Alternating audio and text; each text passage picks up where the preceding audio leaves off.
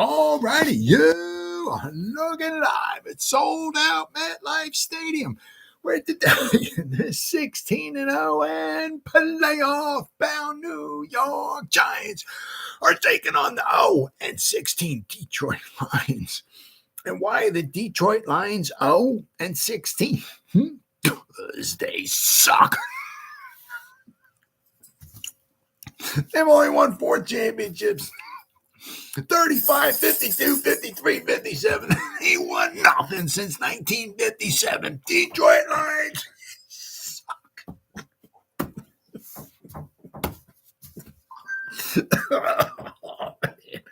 That gets me every time, man. Welcome to the Gridiron. Anybody out there, all is going to spend a little bit of time with me here this evening. I greatly appreciate it. Thank you. Or if anybody's going to spend any time watching the replays, once again, thank you so much from the bottom of my heart. It means the world to me. Going to try to go about 30 minutes here tonight, shoot my mouth off for about 30 minutes. Anybody got anything to say, please feel free, fire away. Throw in the chat box. Usually try to check on the chat box like every 5 or 10 minutes or so. So as soon as I see something in there, I try to respond to it as fast as I can. So please feel free and fire away. But also, seriously, instead of me just rambling on for half an hour, 45 minutes, or whatever it might wind up being, it's just nice to talk to another Giant fan. So please feel free and fire away with the comments.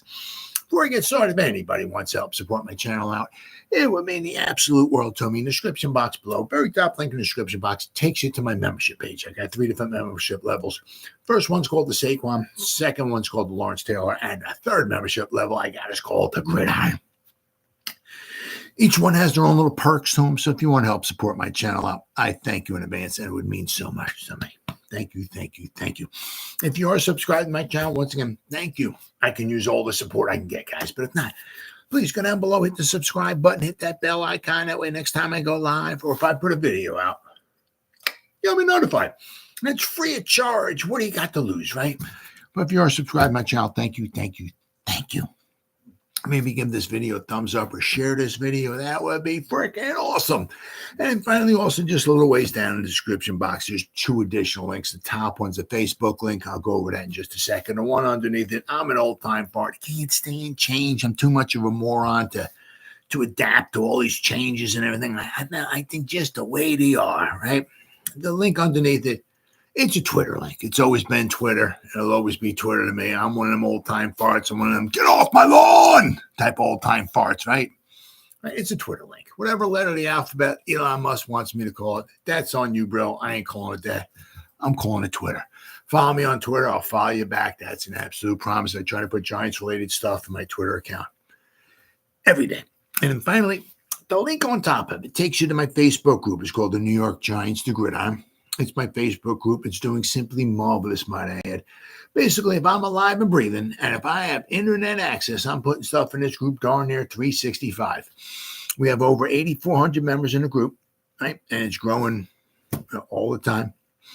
Now do I post stuff in the group, but the members post stuff in this group as well, too. So between me and the members, there's a ton. There's a lot of New York Giants information going in this group. Every day, it's the New York Giants, the Gridiron. It's my Facebook group. Please join it. You won't be dissatisfied. I promise. All right, with all that stuff said and done and out of the way with. Well, I tell you what, it's hard to believe, boy. We're halfway through the OTAs. A lot of stuff going on today. I tell you what, boy. I tell you what, man. It's like you missed a day. You missed a lot. Let me tell you freaking what. I mean, voluntary OTAs and all that. It's still a lot going on, boy. I'll tell you. But so we're halfway through. So we got Friday, and then we got 4 days next week, and then the OTAs will be over. Then we got the 3-day mandatory mini camp, and then poof, everyone's gone for about a month or so. But when they come back, it's on. Oh, my God. Man, I love this time of the season. Really. It's just before the beginning. You know what I mean? Just before everything starts. Absolutely love this time of season. Absolutely love it. But, a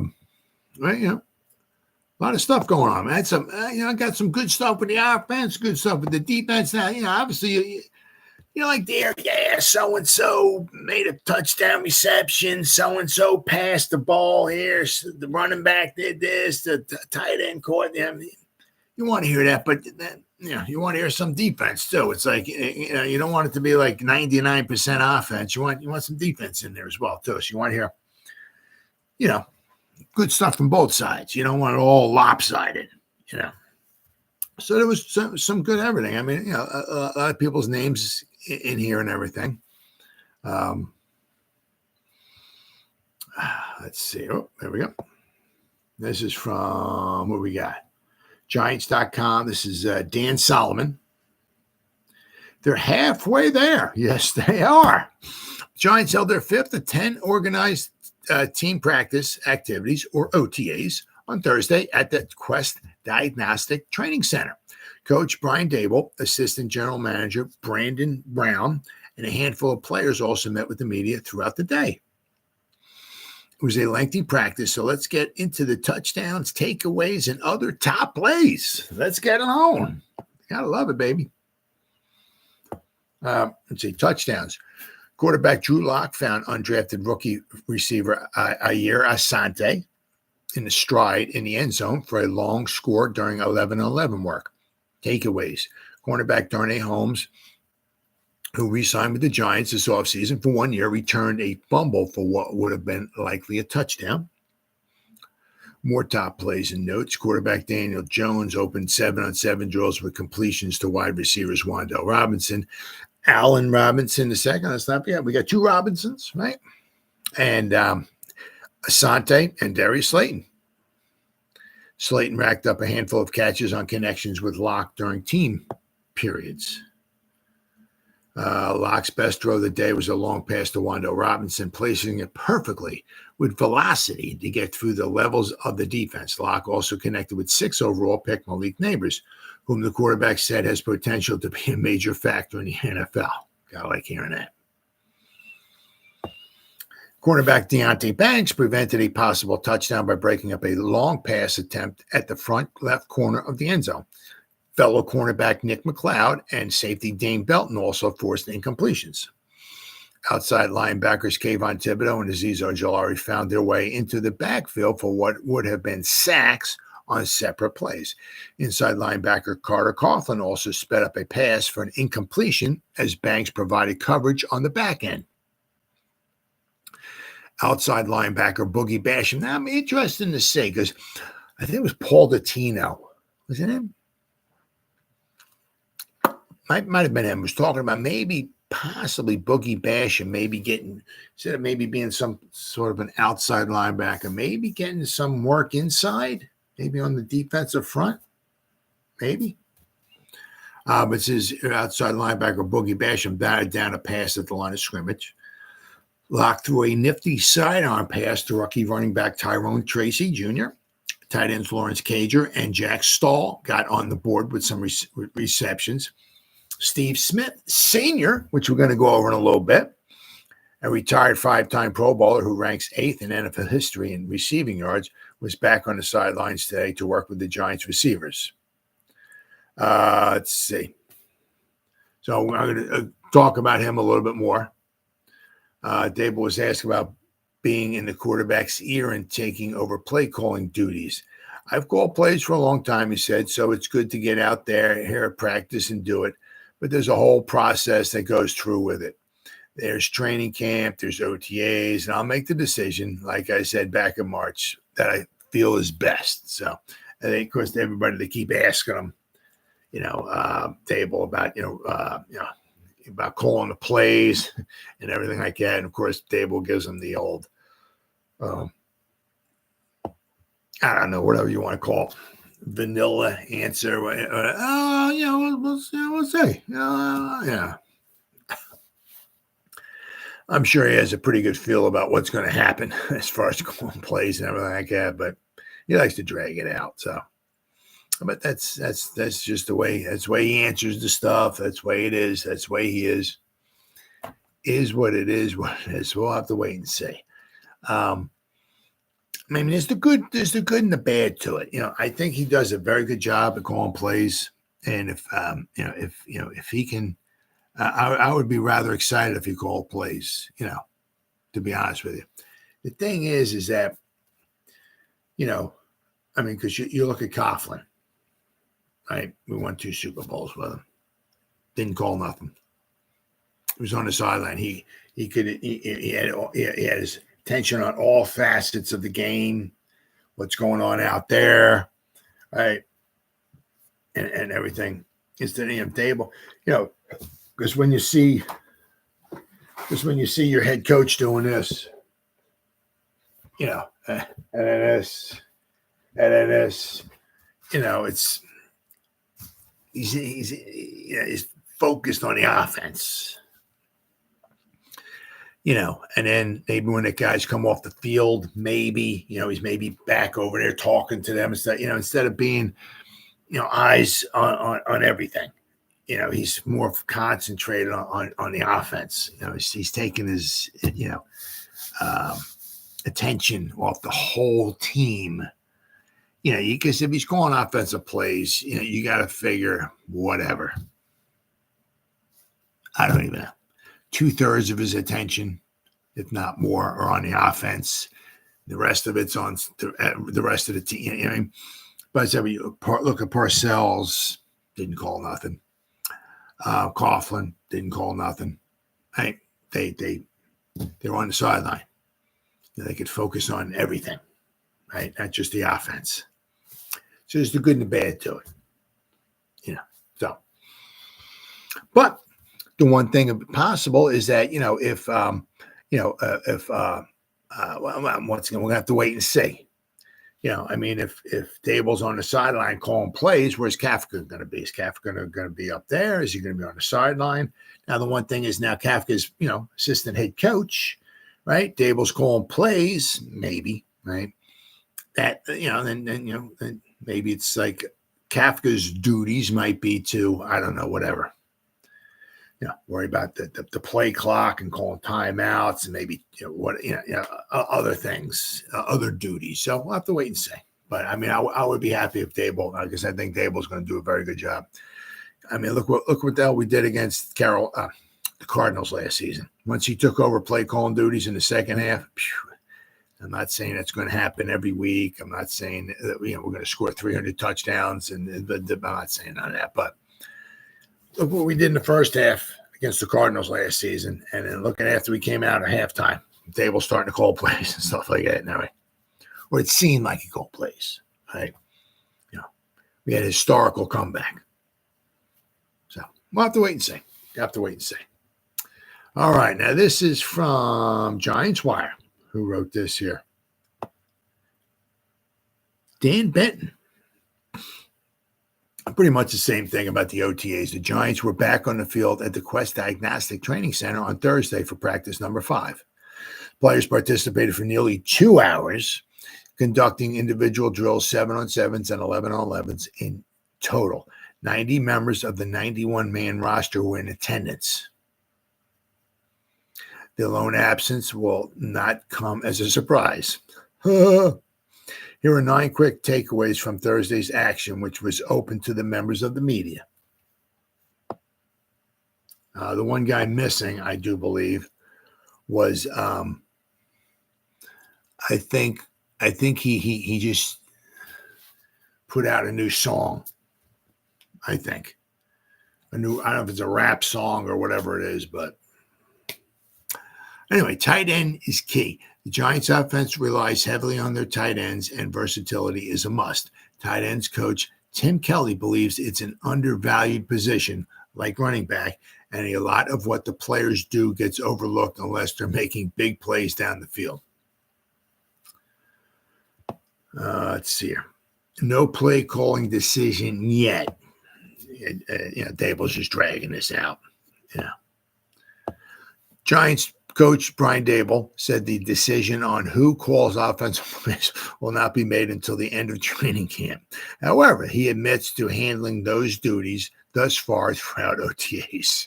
Speculation persists that assistant head coach / offensive coordinator Mike Kafka will be stripped of those duties as he was at times last year.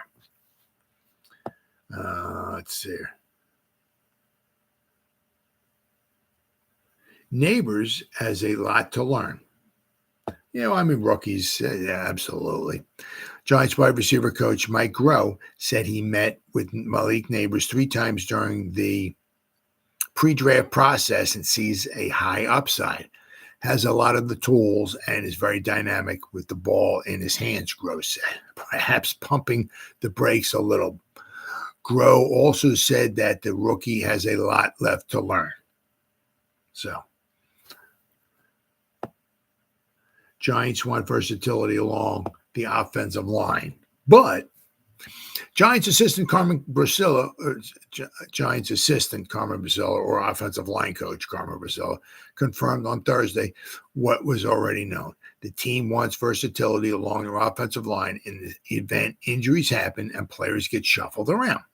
However, Brasilla adds, Evan Neal will remain working specifically at right tackle for now. So we'll have to wait and see. Brasilla, continuity is very important for the O-line. Absolutely. But injuries happen in a long season. He prefers to have a starting 5 by late in camp. So, let's see here. Darren Waller still absent.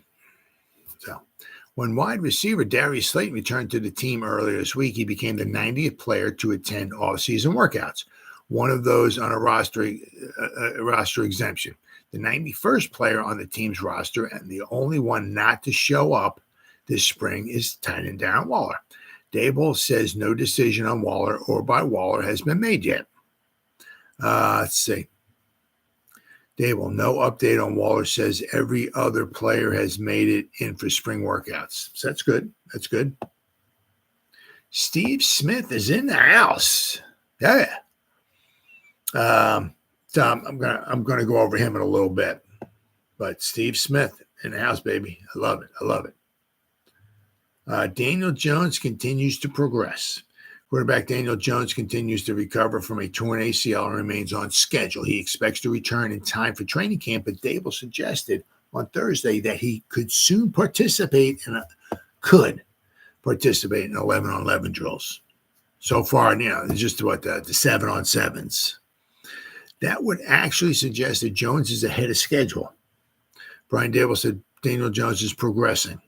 The Giants have a plan, said they haven't decided yet if he'll do 11-on-11s during OTAs. Jones hasn't done the 11-on-11s yet. Oh, man, here we go. Damn. First one. Dang. You didn't know who it was. You knew it was going to happen. You didn't know what it was going to be specifically and what player. But here we go. The first one.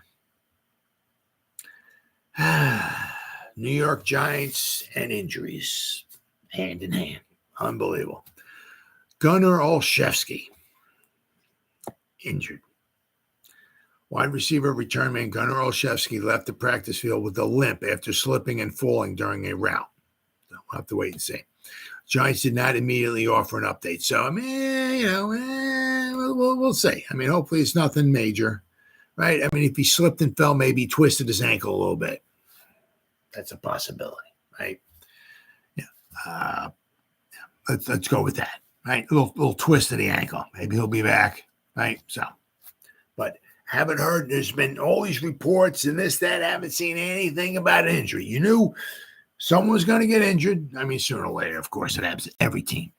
Somebody was going to get. You didn't know who it was going to be. You didn't know what the injury was going to be, but you knew something's going to pop up. So on your, if you go to, if you bet money, right? If you bet Gunnar Olszewski slipping and limping, right? If you had that, right? If you put $100 on it, you won yourself $1,000. Congratulations, right? Let's see. Giants wide receiver is from Pat Leonard and returner Gunnar Olszewski limping pretty badly after slipping on a route just now at OTAs. Left foot or ankle. Throwing his gloves down. So obviously whatever it was, he wasn't extremely happy. So it's either his left foot or his ankle. So we'll have to keep an eye on that because, he did a very good job last year returning punts for the Giants. Right. Now we're going to go over this too. Slayton gets added incentives. So I'm not going to go over this here.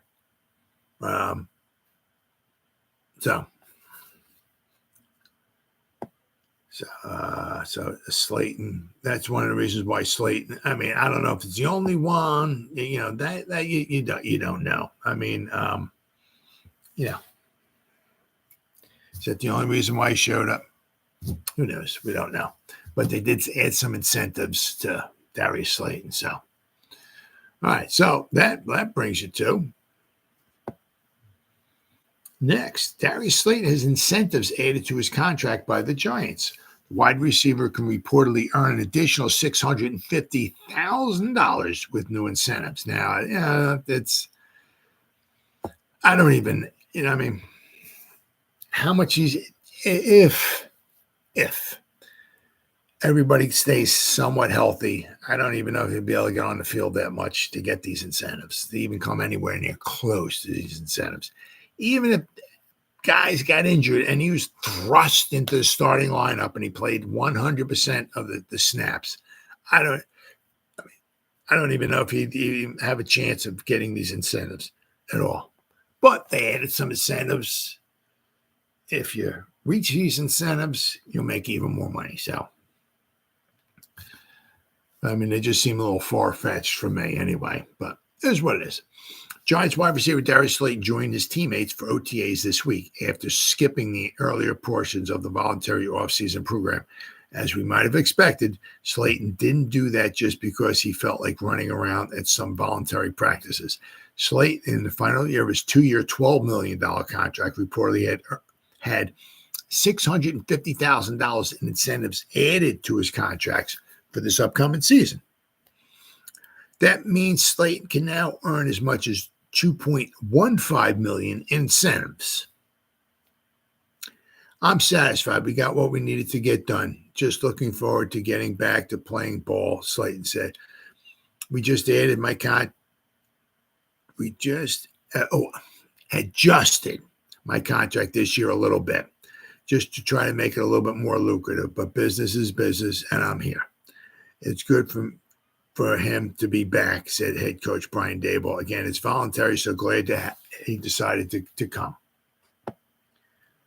So we got Slayton, 27, had a typically consistent season in 2023, 50 receptions, 770 yards. Slayton has caught between 46 and 50 passes for more than 700 yards in 4 of his 5 NFL seasons. So it's very, very consistent, right?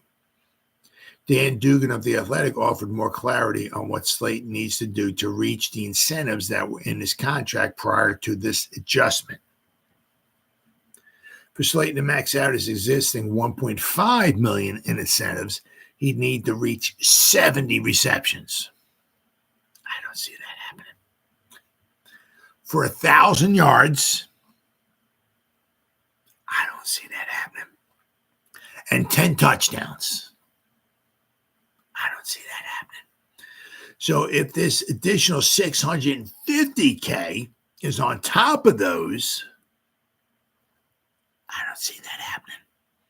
He's going to need to have a big year to earn more money. Also possible that the existing incentives were just adjusted. Now, let's see here. We'll work to track that down. Dan Dugan is going to work to try to track that down. It's maybe exactly, but I mean, for him to make $1.5 million, he's basically catching 50 balls a year. Well, now he's going to need to catch 70.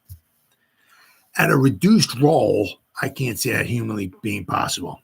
Even if he was a bunch of injuries, right?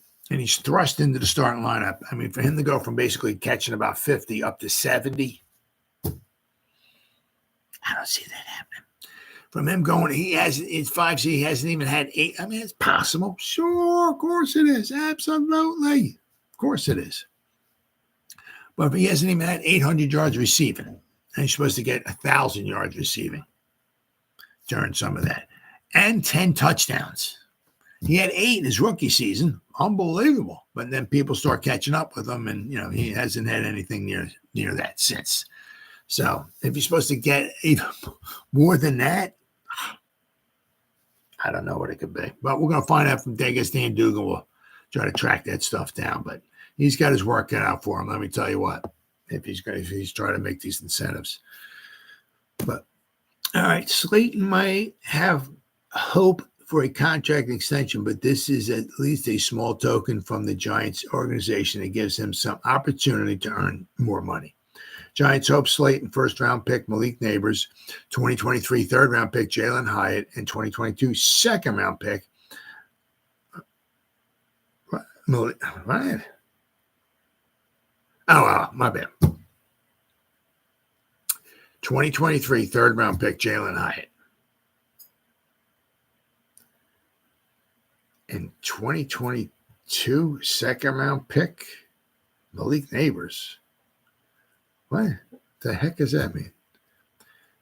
2022 second-round pick Wan'Dale Robinson. They got like a typo error in here. And Malik Nabers will form the core of what they hope will be the best receiving group of Daniel Jones' era as a Giants quarterback. I really think absolutely.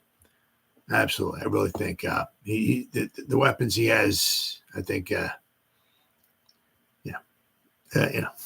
long as these guys stay somewhat healthy, there's no excuses. No excuses.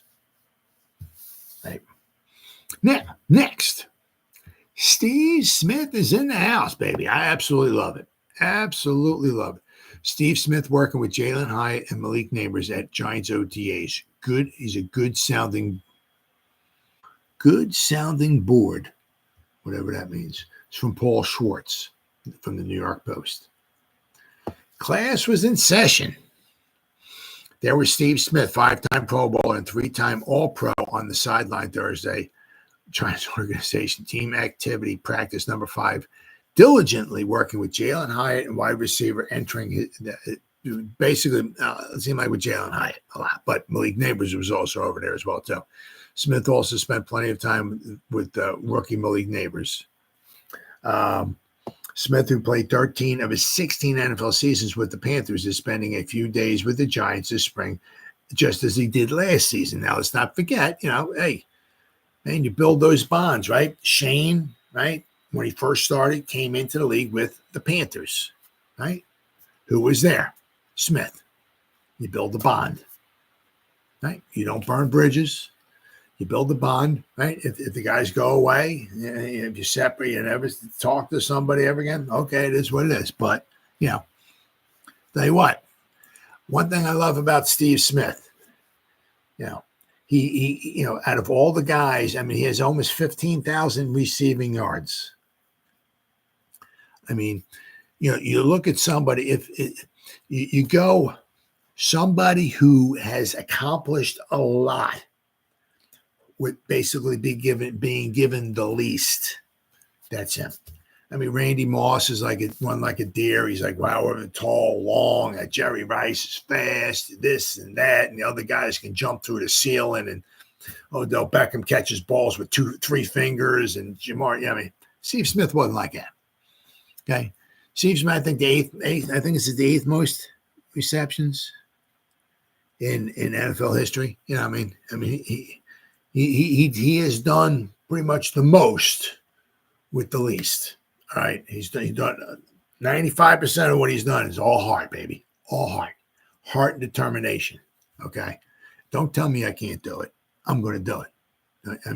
He's had a nasty side. He's punched people. He's punched some of his teammates before and stuff like that. So he gets a little nasty. But I'll tell you what, I'm very happy he's in the building. Because he's not going to tell you what you want to hear. He's going to tell you what you need to hear. Right? He's going to tell you straight up. No BSing. Right? So I love it. Absolutely love it. I hope the guy comes back every freaking year. Yeah. Now, I don't know if he ever has any aspirations on possibly being a coach or anything like that or whatever, but if he can come back every, at least for a few days or so every year, sign me up for it. Absolutely love it. Absolutely love it. Smith is close with general manager Joe Shane, right? As the two broke into the league together in Carolina in 2001. Smith as a 3rd-round draft pick and Shane as a scouting assistant. So they both broke into I thought Smith came in a little earlier than that, right here. Both came into the league together in Carolina in 2001. So a lot of familiarity there, right?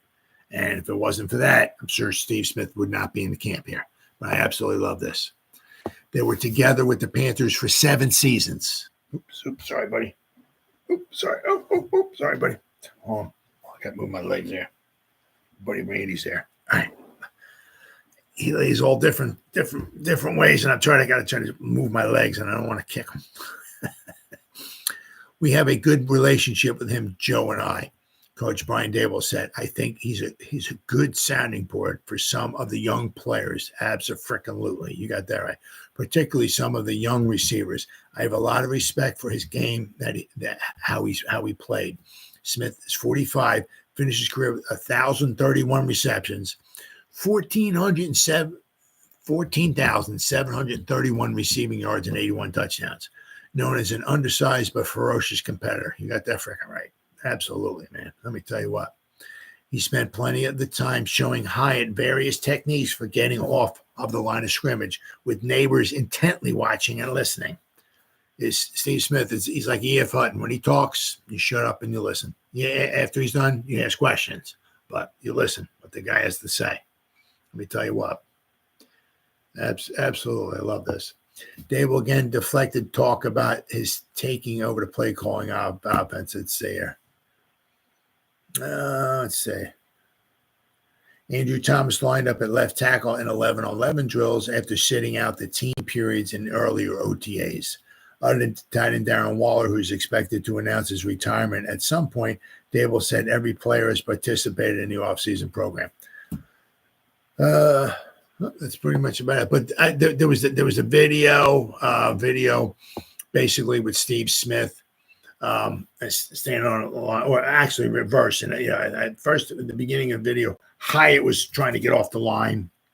He's trying to put a move on Smith. After he got off the line, they reversed, and Smith, right, was on the offensive line, and he had Hyatt over him, but neighbors were standing right there as well too, and Smith was just pointing some stuff out and everything, trying to get off the line of scrimmage and everything like that. So, I absolutely love this. This is great. It's a shame he's not around more often, but hey, if he comes in for 2, 3, 4, whatever, right, and just sprinkles in some knowledge for those guys, absolutely, I love it. I think it's an absolute good thing. All right, then next we had Brandon Brown. The man really would have to, the man is a future GM walking right there.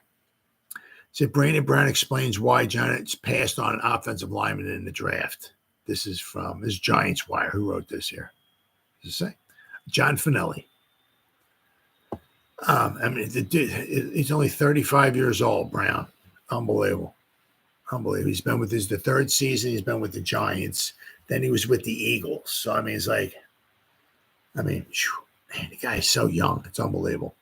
Just the way he speaks, his knowledge and everything like that, you can really see sooner or later he's going to get a chance at being a GM someplace. And I think he'll really do a very, very good job. But they asked him, they talked about, they were talking about, they asked him about quarterbacks. You didn't draft a quarterback or whatever like that. But they also, I asked them, why did they pass on, an offensive, but it's like they have 6 picks. Even if even if you want to, lump cornerbacks and safeties as the secondary. You got linebackers, you got edge rushers, you got defensive linemen, you got the secondary. You can put punters and kickers in there, right? You got quarterbacks, running backs, tight ends, offensive line. You only got 6 picks. You can't pick everybody. Yeah, but it's like we brought in a ton. I got it here somewhere. Give me about 3 hours here. I got 3,000 tabs opened up. We brought in. We got so many offensive linemen. It's like not even funny. We got Andrew Thomas, Yodny Kajust. Love that name. Marcellus Johnson. I think from Missouri. I think that's him. John Runyon, Joshua Zudu, Jalen Mayfield, John Michael Schmitz, Austin.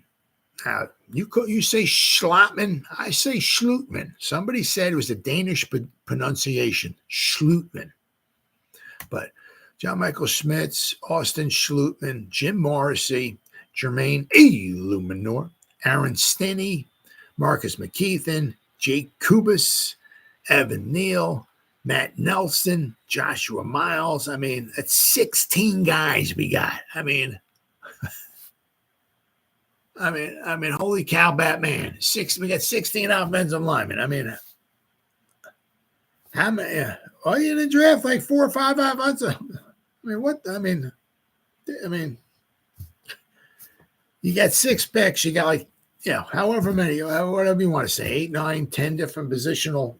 I mean, you can't draft there. I mean, if you drafted an offensive lineman, well, you didn't draft the running back. Well, I mean, what the you want? I mean, you can't draft everybody. I mean, we brought in like all these free agents, a ton of free agents. There was like 4 or 5 of them offensive. I mean,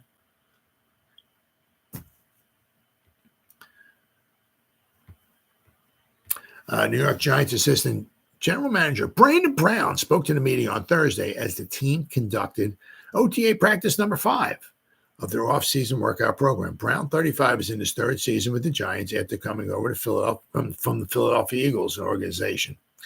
He has been a hot name on the front office hiring carousel, drawing interest as general manager candidate from both Carolina and the Chargers this offseason. Brown was asked about why the Giants didn't select a single offensive lineman with any of the team's 6 picks in this year's draft. I mean, and basically, I think what he was talking about, he was very, very happy that with the guys that the free agents that they brought in, okay, which was a lot of them. He also clarified that the team's desire to get better at every position, including quarterback, where they struck out in their attempts to land one of the top targets. He said something like, it's like you throw the kitchen sink or something like that. He said, like at the quarterback position, you leave like no stone unturned. He's like, whether it's talking to one of their college head coach, their high school head coach, their teammates, anybody, you try to get information more, you do as much due diligence. You're bringing these guys in for 30 visits. You go out, see their pro days. You go watch them at a game, watch film of them, blah, blah, blah, blah, blah. Anything you can possibly do to try to, get some information or, how to scout or whatever, a quarterback. Whatever you can do, that's what you do. He's like, he says, you don't leave any stone unturned because you never know how the draft takes you. We prepare for every scenario, and you have to. You really have to. The pick obviously was made for number 6. It's number 6 was Malik Neighbors. Has wowed the Giants since the day he walked through the door. He's got moxie. He's a dog. The cool kids call it aura. Brown said of Neighbors, he wants to be at his best versus the best on the biggest platform, and he's going to let you know about it. So I mean, it's a big. I'll tell you what, obviously the NFL is the biggest platform, right? You can possibly have, but being in New York City, I mean, don't get no much better than that, right? I mean, if you can make it here, you can make it anywhere. So he's got his work cut out for him, but I think Malik Neighbors is up to will be up to the task. That's for sure.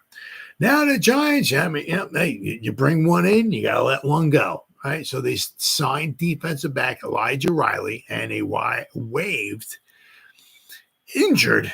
Oh, we don't know what the injury is. Gary Brightwell. Don't know what it is.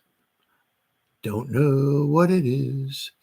The New York Giants made a minor transaction on Thursday, signing defensive back Elijah Riley and waiving running back Gary Brightwell with an injury designation. The 25-year-old Riley, he's very young, right? Originally signed with the Philadelphia Eagles as an undrafted free agent out of Army. So the dude's disciplined, right? In 2020.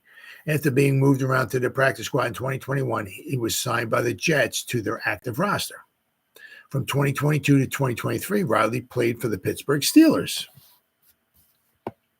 In 30 career games with 7 starts, Riley has recorded 62 tackles, 31 solo, 5 tackles for a loss, 1 pass defense, 2 quarterback hits, and 2 sacks.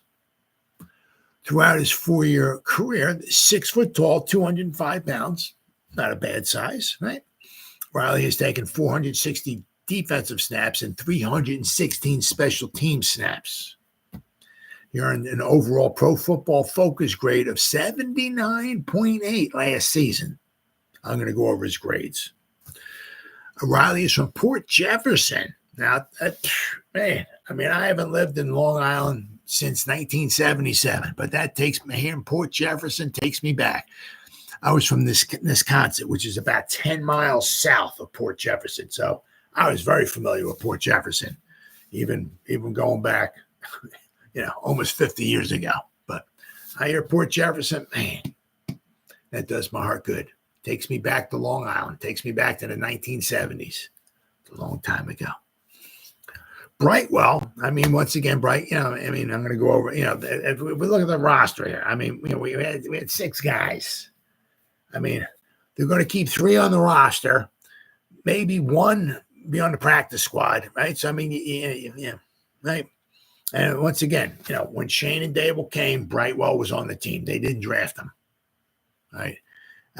He loves special teams and all and everything, but that you automatically almost have 1 strike against you when a new, GM and coach come in and they haven't drafted you. You got 1 strike against you, right? So we got Singletary, we got Gray, we got Tracy. They brought in Singletary, they drafted Gray, and they drafted Tracy. And then they also brought in Dante Miller as well, too. So, and Jashawn Corbin. So, basically, the 5 guys we got, right, were all brought in from Shane and Dable. Right? So, now, I would be shocked if it's not Singletary, Gray, and Tracy are the 3 on the team. I'd be rather shocked. But I mean, if somebody gets, say, Eric Gray gets dinged up, maybe Miller comes up, maybe Corbin comes up, who knows? But with Brightwell, especially man, the injury, we had 6 running backs. I mean, I said we're only going to have 3 on the active roster, right? So, yeah, needless to say, we had 6 of them. At least 1, if not 2 of them, were going to be gone. So, unfortunately, Brightwell is, was I guess the odd man out. Brightwell, a 6th-round pick in 2021 NFL draft, which is going to lead me up to my final point. Appearing in 37 games for the Giants as both a running back and a kick returner. If Brightwell clears waivers, which, it was the undisclosed injury, okay, I think he's going to, I don't know if, I can't see anybody picking him up, but you never know, right? But especially if he has some type of injury, I don't know. He will revert to injury reserved within 24 hours, and he will then be eligible for an injury settlement. So we'll have to wait and see. But with Alijah. Now, last year with the Steelers, he graded at 79.8. His coverage grade was an 84.5, but he only played in 50 snaps, defensive snaps. 2022 with the Steelers, he played in 20 defensive snaps, graded out of 62. Okay. With the Jets in 2021, he played 188 defensive snaps, graded out of 58. Right. And in 2020 with the Eagles, he played in 4 defensive snaps. That's defensive. Now let's go with the special teams. Now, so he'll add if he makes the final 53. He will add to special teams. That's for sure. Last season, he played 216 snaps, kick return, kick coverage, punt return, punt coverage. That was it. No field goal block or field goal return, no, whatever. The field goal team. But kick return, kick coverage, punt return, punt coverage. He graded out a 68.3 overall. Not bad. Let's see here. That was by far the most snaps he's had in a single season. 216 in any given season on special teams. 2022 at Pittsburgh, he had 25 special team snaps. 2021, he had 10 special team snaps, and 2020 was 65. So he's had more special team snaps in 2023 than he did the other 3 years combined. So, but I mean, it just goes to show you with the Steelers, they had him on defense last season, and he graded out pretty well. And he was on special teams. So, I mean, if he's not going to wind up being a starter or whatever, I mean, probably not. But if he makes the 53, it'd be some depth, but he can also help you out on special teams too. So that's huge. Once again, competition ain't going to be bad for nobody. Right? It'll make the team better. So happy to have him on board. But I mean, unfortunately, it was a shame. I mean, because you hate when you draft these guys and they wind up, letting them go. But I mean, once again, Shane and Dable did not draft Brightwell. Right. So let's see. But I mean, on defense now, jeez. Let's see. Where do they have Elijah Riley? They have him listed as strong safety. Okay. So, I mean, once again, if they got him at safety, cool. They will give us, according to this draft chart here, the depth chart. This depth chart means we have Riley, we have Gio, Javarius Owens, Jalen Mills, Dane Belton, Pinnock, and Tyler Nubin, or 6 safeties. So we got some competition there. We got some depth. We got some competition. I said, if somehow he makes the final 53, I don't know if he'll be playing much at safety, but they can certainly put him in there in special teams. So it's a good pickup. And once again, I'm sure he was on the cheap. Sure, he was very, very cheap, very, very affordable. So that's not bad, not bad. But I said, but unfortunately, the way it is, one guy comes in and one guy's got to go. And unfortunately, Brightwell with whatever the injury was,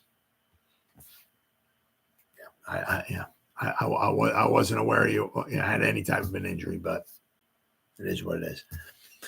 So that leads me to my last thing. It's just, now we're down, and then there was one from the 2021 draft class. I mean, the Giants are not, I mean, you figure when we let Saquon go, right? You figure no mas, the 2018 draft class, no mas. Nobody's left from the 2018 draft class, right? And now we're down to the 2021 draft class, down to one guy. Thankfully, at least, right? So you can say as of right now, everybody from the 2022, 2023, and 2024, all of those guys are still on the Giants, right? Now, if we look here, 2022, right? We had, I think, 11 guys, I think it was. Darian Beavers, Marcus McKeithen, DJ Davidson, Micah McFadden, Dane Belton, Daniel Bellinger, Cordell Flott, Joshua Zudu, Wandell Robinson, Evan Neal, and Kayvon Thibodeau. All of those guys, is it 11? 6, 7, 8, 11. 11 guys. All 11 guys are still on the team, right? Draft class last season, right? Deontay Banks, John Michael Schmitz, Jalen Hyatt, Eric Gray, Trey Hawkins, Jordan Riley, and Javarius Owens, all on the team, right? Then obviously everybody this year got drafted. Nobody from this year's draft class has been cut yet, just so you know.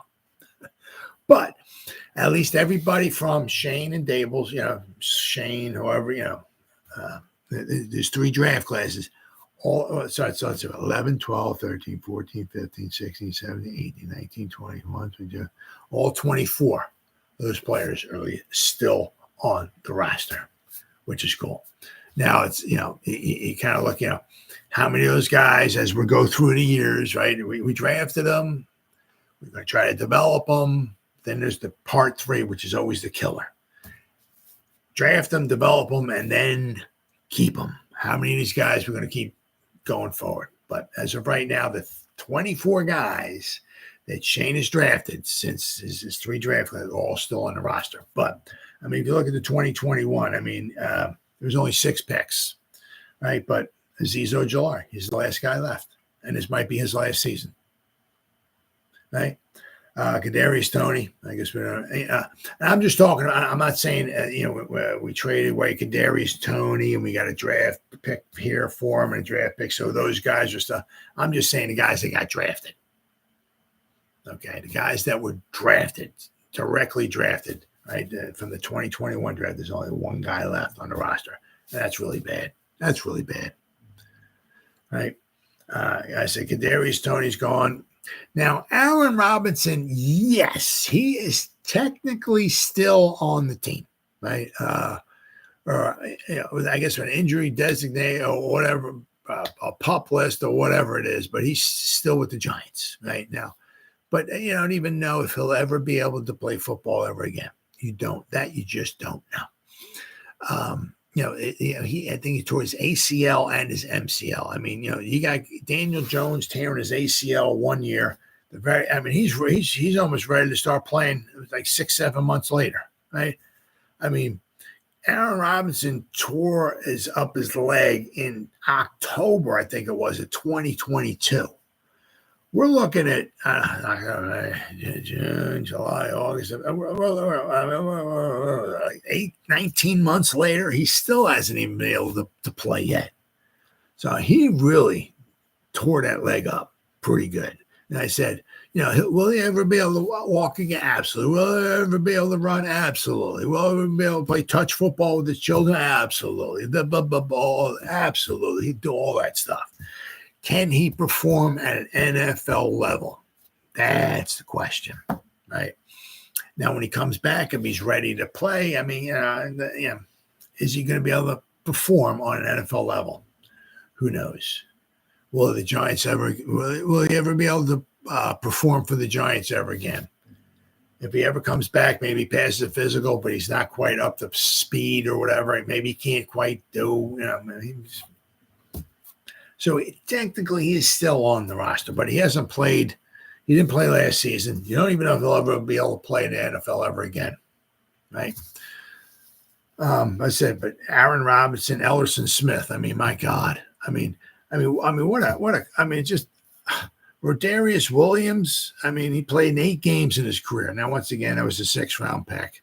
Okay, but what a class that Gettleman left us with. I mean, a nutcase, Kadarius Toney, absolute freaking nutcase. Then he drafted Azeez Ojulari, who was just the reason why he fell to the 2nd round is because he had injury problems. And guess what? Guess what his problem is in the pros? Injury problems. Then we drafted Aaron Robinson. I mean, as soon as the guy got drafted, he had to have muscle core surgery. So, I mean, he's been nothing but a walking injury, right?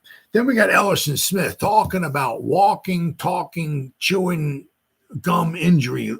I mean, oh, my God. The guy walks onto the field, bam, pops his hamstrings. I mean, the guy, oh, my God, talking about an injury waiting to happen. Ellerson Smith, holy cow. Gary Brightwell, unfortunately. I mean, once again, I said, and I guess in some cases, when you're a 6th-round pick and you're in your final season of your contract and this, that, and the other thing, and a new GM and coach come in, you're a 6th-round pick and you're a running back, right? And you haven't really made a mark in this league or not like that. You basically, I guess you got 2 strikes against you. And basically being injured gave him his 3rd strike, unfortunately.